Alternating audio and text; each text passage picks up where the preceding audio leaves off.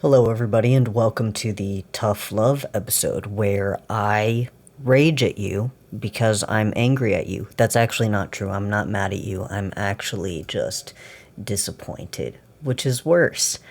So I wanted to talk about failures in advocacy and failures in interpersonal interactions when it comes to trans people. And really, I think this could be summed up by the phrase, the bar is in hell. I'm incredibly tired of hearing you guys talk about your transphobic family and how they don't even call you your name and your pronouns, but you keep going over there and spending time with them. I'm gonna give an excuse for one type of person if you are interacting with your family because you are financially dependent on them, because you need to maintain that relationship for your safety and your health. That's the only excuse I'm giving you. If you don't live with them, if you don't live with your transphobic parents, but you're still going over there and having dinner with them and desperately hoping that they're gonna change their mind one day, they're gonna start calling you your name and your pronouns, which, like I said, bar is in hell. That's the bare fucking minimum of respecting a trans person. That is the bare minimum. Okay? You don't have to be hateful to be transphobic. You don't have to be hateful to be racist. It's often neglect. Like they might not be actively misgendering you, but they might be saying your name instead of saying your pronouns. And I don't know why you accept that. I don't know why you think that is good enough. I think you deserve better than that. I fucking know that you deserve better than that. And I'm tired of people like me accepting mistreatment because they are people like me. I think it's disgusting. I don't want you to do that anymore. I've noticed a great deal. And so, like, yeah, here's the thing. You can't pick your parents, right? You cannot pick your family. I mean, you can, actually. It's called chosen family. It's something that queer people have been doing fucking forever. We have a rather extensive history of picking our own families. And so, actually, I can't give you that excuse either. You can actually pick your own parents. If you respected yourself enough to do that, you would do that. But a lot of you fucking don't, and it disappoints me. It frustrates me. And people do this with partners too. Trans people do this with significant others real bad. I saw a TikTok the other day where a guy was parading around his trans girlfriend, and it was like a 5 things that you didn't know about dating a trans woman. And like all of the 5 things were basically, she's totally a woman and it's not gay, you guys, but like framed in a positive way. And like, guys, I'm like really progressive and like this is normal and hegemonic and status quo and cool, actually. It's cool to date a trans woman and she's totally a woman, you guys. And yes, obviously. Yeah, yeah. Trans women are women. The bar is in hell. That is, I'm angry that is as far as you guys want to go. That you want to say trans women are women, trans men are men, non-binary people are who they say they are. You guys say valid, which I think is very infantilizing and shitty to wrap up, condense this gender identity of non-binary people, which is inherently revolutionary, I think. And you're gonna call it valid? It's actually rather mocking, I think. But it's touted as progressive. I'm feeling very frustrated at the failures of queer politics right now. I'm feeling very disappointed in a lot of people who call themselves progressive and call themselves leftists and call themselves revolutionary. I know that a lot of people who call themselves these things also thought, you know what, maybe there shouldn't be kink and pride. Maybe that makes it less accessible for people with sexual trauma. I know that some of you guys thought that. I thought that a couple years ago when I was dumber and knew less things. But the point is that we deserve better. We deserve a lot more. And something that I think a great deal of trans and queer people now in 2023 forget is that, you know, we have like these insulated communities, okay? And we've protected ourselves from some rhetoric.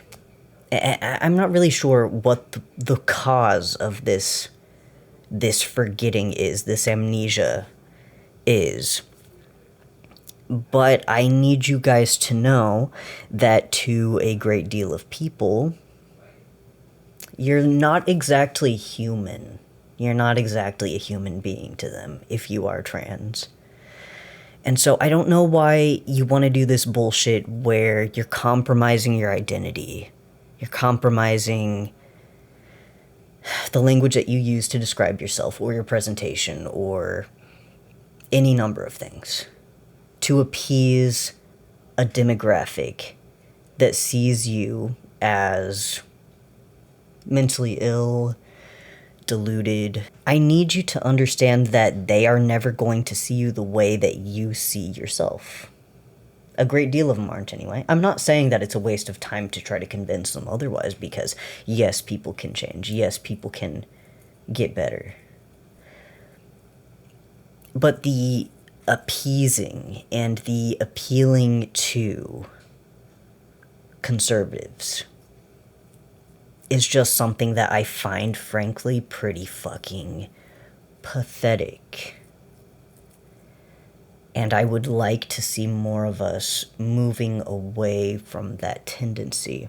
You know, if we're talking about, like, let's make changes in a hospital system so that other trans people can be treated better. Let's make changes to legislation. Let's make changes to, like, HR policies, etc., that is going to, like, materially improve the outcomes of queer people in who are just, like, navigating the world. That's great. That's amazing. That matters. But when it comes to, I want to change my mommy and daddy's minds about queer people. Why? You know? Like, you're gonna spend 5 years and degrade yourself like that.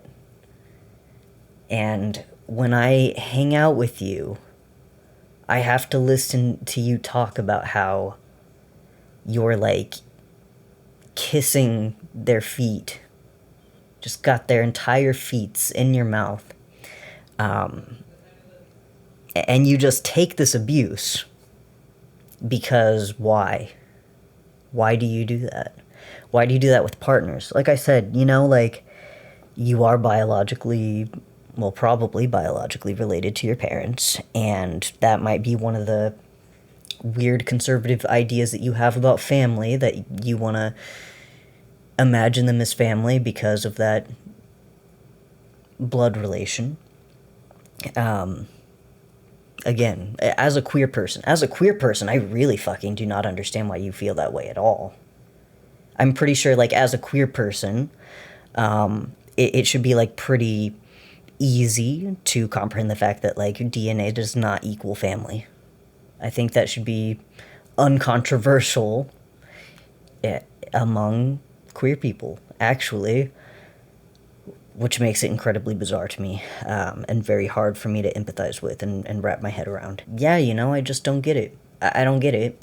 And aside from me not understanding the biological family thing, y'all do this with partners. I see so many trans people who accept this behavior, accept transphobic behavior from their partners. You can just go get a different one.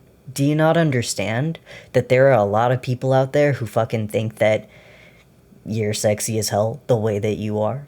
And, like, you don't have to do this thing where you, like, Well, I'm basically a cis person, except I was mentally ill and my brain was in the wrong body, and so like that's why you should accept me, is because it's a medical problem, it's a genetic problem, it's not my fault.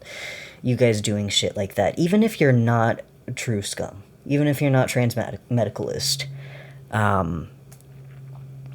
I see you guys make compromises and appease people that you think love you unconditionally.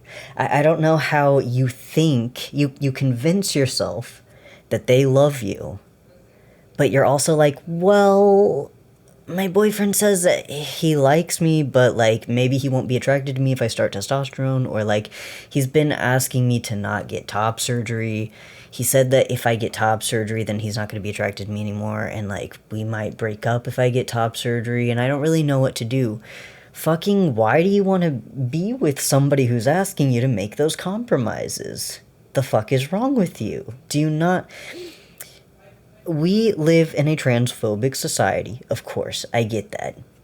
And you have been, throughout your life, exposed to the idea repeatedly that you are less desirable because you are trans, that you are less valuable, that you are less worthy, that your body is unusual and freakish. And you know, like,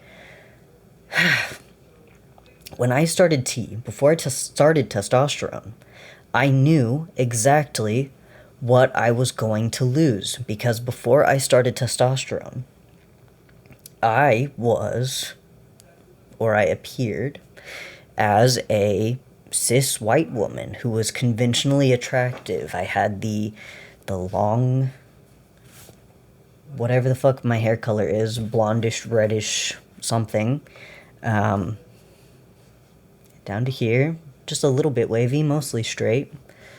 The big eyes, and you know what? Like I'm still pretty fucking sexy. I didn't get less sexy, obviously, after I transitioned. I fucking became more sexy pretty clearly. But I was worried. I remember that feeling of dread and anxiety, because a lot of my economic security and my safety and my health depended on me maintaining partners, sexual romantic partners, so that I could keep a place to live. I told you guys before that I have abuse history.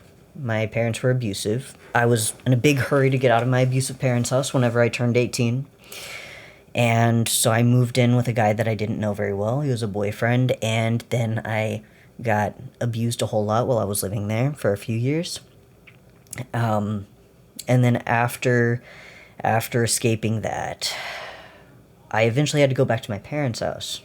Went back to my abusive parents' house, and while I was there, I realized, like, I have no money. I have no job. I can't house myself. I have to stay here with my abusive parents. It made me fucking suicidal. And the way that I escaped that situation, again, was by having this, the cis white lady body, conventionally attractive, that made it very easy to get partners and find a place to stay. And I was afraid of losing that. I get that. I don't want to act like I don't understand. I don't want to be, like, totally disconnected from reality. I understand that's a pretty big fucking deal. I understand that trans people are a population that is subjected to homelessness fairly disproportionately because we don't have that social support. I understand that people do think that our bodies are freakish, but that's not really the point here. The point here is that when I see a great deal of you guys doing advocacy, asking for the things that you want, you are shooting very low, and you are accepting very low. And I just want you guys to know that there is better out there. Not only does better already exist, and you can just go do a little bit of extra work, go find it. You can go find it. It's already there. But you can also make it better. You can create better. You can educate the people around you. You can keep people in your life who are willing to listen and willing to genuinely, actually make changes to understand you and to accommodate you. And I think you deserve people like that in your life as the bare minimum. And that can be really hard to even imagine or understand or accept. Like, it might even sound like a fucking lie. If I had heard somebody tell me this a few years ago, with my past experiences, with how my parents treated me for the first, 2.5 decades of my life, and how my first 2 serious partners also treated me very badly, I maybe would have imagined that, like, that doesn't exist. Like, people like that don't exist, and most people are actually assholes. But you've done it before, right? You've seen it happen before. You know it exists. You've made changes for somebody before. You've accommodated somebody before. You've changed your mind when you were wrong about something or someone. That is a reasonable expectation. It is a reasonable expectation for us to be able to go to the doctor without being misgendered. In fact, it's not just a reasonable expectation. I think it's unreasonable for doctors to think that they can fucking misgender us and dead name us. That's not reasonable. They cannot do that to us. They can't do that to you. I think it's a reasonable expectation that we can be treated with dignity in our workplaces. And I think it is unreasonable to accept anything less than that. I think it is reasonable to expect our spouses and our partners to not only permit us to change our bodies and our presentations. I think if you date someone or marry somebody who asks you to make compromises, you're fucking ruining your own goddamn life. I don't know why you would do that to yourself. I know so many trans people who are dating cis people, and those cis people are often, just very often, asking them to make compromises. Don't come out yet. I don't want you to come out yet. Don't tell my parents. Or whenever you come to my parents' house, whenever you meet my parents, could you dress in the other outfit that looks a little bit more like it aligns with your assigned gender at birth? That would make me more comfortable. I don't want to explain this to my parents. It's embarrassing that I'm dating a trans person, actually. I just cannot tolerate how low your fucking standards are. And I can't make that decision for you. I can't tell you what to accept in your daily life. I can't tell you how to navigate this. I can't tell you the right or wrong way to live your life as a trans person. But having said that, I just think we can do better.